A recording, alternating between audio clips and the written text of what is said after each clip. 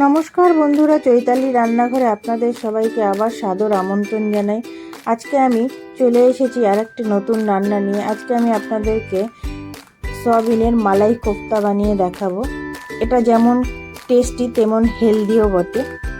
এর জন্য আমি 2 কাপ সয়াবিন নিয়েছি। সয়াবিনটাকে গরম জলে 10 মিনিটের জন্য সোক করে রেখেছি। 10 মিনিট পর সয়াবিনগুলো যখন গরম জলে ভিজে ফুলে উঠবে তখন আমি সয়াবিনগুলোকে জল থেকে ছেঁকে নেব।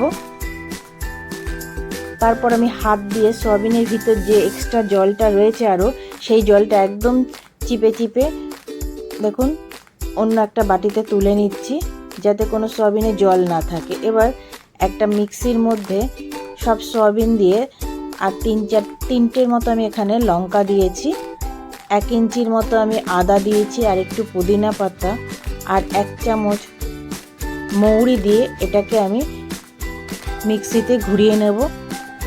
একটু দরদরা মানে একটু দানা দানা আমি এটা মিক্সিতে গ্রাইন্ড করব। তারপর একটা আলু নিয়ে গ্রেটারের সাহায্যে আলুটাকে ভালো করে আমি গ্রেট করে নেব। এরপর এর মধ্যে আমি ধনেপাতা দেব, 1/2 চামচ নুন দেব আর 2 চামচ কর্নফ্লাওয়ার দিয়ে এটাকে ভালো করে আমি মেখে নেব। এটাকে ভালো করে মেখে এর মধ্যে আমি ছোট চামচের 1 চামচ একটু ঘি আর 1 চামচ তেল দেব। আর একটা জিনিস, তার আগে আমি 1 চামচ গরম মশলাও দিয়ে দিয়েছি। দিয়ে এটাকে ভালো করে আবার মেখে নিচ্ছি। মাখাটা যত ভালো হবে কোফতাটা তত ভালো হবে, ভাঙবে না, কারণ এটা খুব সফট হয়। তাই এটা মাখার উপরেই মানে বাইন্ডিংটা আসে। যতটা ভালো মাখা হবে তত সুন্দর একটা বাইন্ডিং আসবে এবং এটা শেপটাও সুন্দর আসবে, ভেঙে যাবে না। যাই হোক, আমি এরকমভাবে গোল গোল করে শেপের করে নিচ্ছি, বলের মতো ছোট ছোট।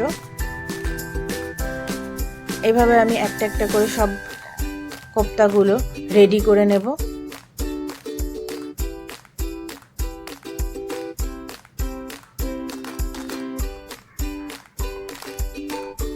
আর অন্যদিকে আমি একটা ফ্রাই প্যান বসিয়ে দিয়েছি, তাতে আমি 1 চামচ ঘি আর 1 চামচ তেল দিয়ে দিচ্ছি। দিয়ে এবার এর মধ্যে আমি গোটা জিরা ফোড়ন দিয়ে দেব। তারপর আমি গোটা গরম মশলা দিয়ে দিচ্ছি, এলাচ, লবঙ্গ, দারচিনি আর একটা তেজপাতাও আমি এর মধ্যে দিয়ে দেবো। দিয়ে ভালো করে নাড়াচাড়া করে এবার আমি এখানে 8-10টা রসুনের কোয়া, 2টো কাঁচা লঙ্কা, 1/2 ইঞ্চি আদা আর 2টো মিডিয়াম সাইজের পেঁয়াজ আমি ডাইসের মতো কেটে নিয়েছি, ডাইস ডাইস করে কেটে দিয়ে দিয়েছি। দিয়ে এটা ভালো করে একটু নাড়াচাড়া করে নেব, যাতে পেঁয়াজ রসুনগুলো একটু মজে যায়।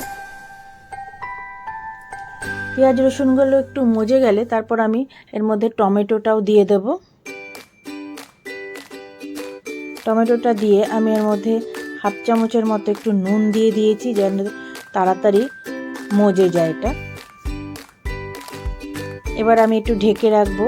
আর আমি 8-10টা গোলমরিচ গোটা দিয়ে দিচ্ছি, দিয়ে আবার একটু নাড়াচাড়া করে ঢেকে রাখছি। এবার আমি আগে থেকে কাজু ভিজিয়ে রেখেছিলাম জলে, সেটাও দিয়ে দিলাম। এবার কিছু গুঁড়ো মশলা দেবো, 1 চামচ হলুদ গুঁড়ো দিলাম, 1 চামচ লঙ্কার গুঁড়ো দিলাম, 1 চামচ ধনের গুঁড়ো আর 1 চামচ জিরার গুঁড়ো দিয়েছি। দিয়ে মশলাটা ভালো করে কষিয়ে নেব। তারপর আমি একটু সামান্য জল দিয়ে দেব, যাতে মশলাটা না পুড়ে যায়। কিন্তু এখানে জল দেওয়াটা আমার স্কিপ করে ফেলেছি, তাই আমি দেখাতে পারলাম না। এটা একটু ফুটে গেলে একটু মশলা মানে পেঁয়াজ টমেটোগুলো নরম হয়ে যাবে। তারপর আমি ওটা ঠান্ডা হতে রেখে দেবো। আর অন্যদিকে আমি একটা ফ্রাই প্যান বসিয়ে দিয়েছি। ফ্রাই প্যানটা গরম হতেই তাতে আমি বেশি করে তেল দিয়ে দিয়েছি। তেলটা যেই গরম হয়ে গেছে, এবার আমি সয়াবিনের কোফতাগুলো সব এক এক করে দিয়ে ভালো করে এটাকে ভেজে নেব, একটু লাল করে ভেজে নেব। এভাবে আমি এক এক করে সব কোফতাগুলো ভেজে তুলে নেব। আর অন্যদিকে আমি যে মশলাটা করে রেখেছিলাম সেটা ঠান্ডা হয়ে গেছে, এটা আমি মিক্সিতে পেশাই করে নিচ্ছি। আর কোপ্তাগুলো ভাজতে ভাজতে আপনাদেরকে বলি, এখনও যদি আমার চ্যানেলটা আপনারা সাবস্ক্রাইব করে না থাকেন তাহলে অবশ্যই বেল নোটিফিকেশানটা ক্লিক করে নিন, তাহলে আমার শেয়ার করা সমস্ত রেসিপির আপডেট আপনাদের মোবাইলে পৌঁছে যাবে। যাই হোক, আমি অন্য কড়াইতে কোপ্তাগুলো ভাজছি, আর একটা ওভেনে আমি ফ্রাই প্যান বসিয়ে দিয়েছি, তাতে আমি পেস্ট করা মশলাটা দিয়ে দিলাম, আর মিক্সি ধোয়া একটু জলও দিয়ে দিচ্ছি এর মধ্যে। এবার একটু ফুটে গেলেই আমি এর মধ্যে 1 চামচ গরম মশলার গুঁড়ো, 1/2 চামচ নুন, 1/2 চামচ চিনি আর 1 চামচ লঙ্কার গুঁড়ো দিয়ে এটাকে ভালো করে কষিয়ে নেব। যেই একটা ফোঁটা দেবে ঝোলটা, সঙ্গে সঙ্গে আমি এর মধ্যে কোপ্তাগুলো দিয়ে দেব, আর উপর থেকে একটু ধনেপাতা আমি ছড়িয়ে দিচ্ছি। তারপর 2-3 মিনিট ফুটে গেলেই এবার আমি উপর থেকে একটু ক্রিম দিয়ে দিলাম। ক্রিম দিয়ে আবার একটু ফুটতে দেব। আবার 1-2 মিনিটের মতো ফুটে গেলেই এবার আমি উপর থেকে একটু ক্রিম ছড়িয়েই পরিবেশন করে ফেলবো আজকের মালাই কোফতা কারি। দেখুন এটা কি সুন্দর হয়েছে দেখতে, এবং খুব হেলদি এবং টেস্টিও। ব্যাস রেডি হয়ে গেছে আজকের হেলদি মালাই কোফতা কারি।